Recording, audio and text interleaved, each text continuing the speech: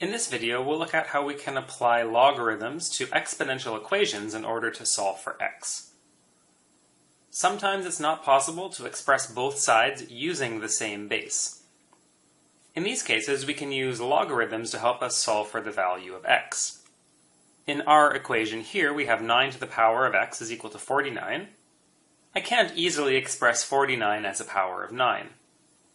If we apply a logarithm operation to both sides of our equation, the equation remains valid.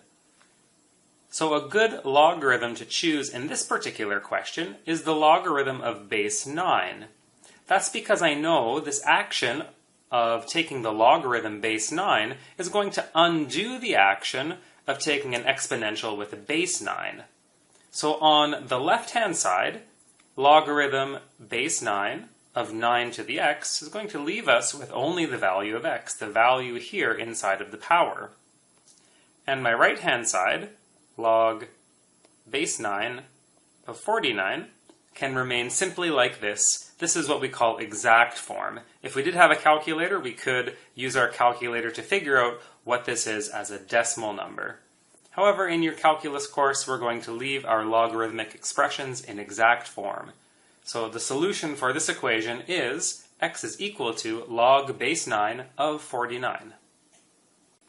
Let's try to solve this equation for x. The first thing that we need to do is isolate our exponential expression over on the left-hand side.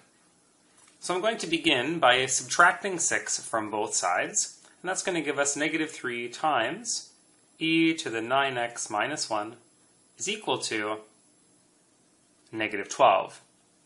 I have one more step in order to isolate the exponential expression, that's to divide both sides by negative 3. Dividing both sides by negative 3 gives us e to the 9x minus 1 is equal to 4. Now that the exponential expression is isolated on the left-hand side, I can apply log base e to both sides of our equation. That is, I'm going to take the natural logarithm of e to the 9x minus 1, and this should be equivalent to the natural logarithm of 4. The natural logarithm and natural exponential are inverse functions, so we know that on the left-hand side we're going to get 9x minus 1. This should be equal to the natural logarithm of 4. Adding 1 to both sides, we get 9x is equal to ln of 4 plus 1. And then finally, to isolate for x, we're going to divide both sides by 9, and that's going to give us ln of 4 plus 1 all over 9.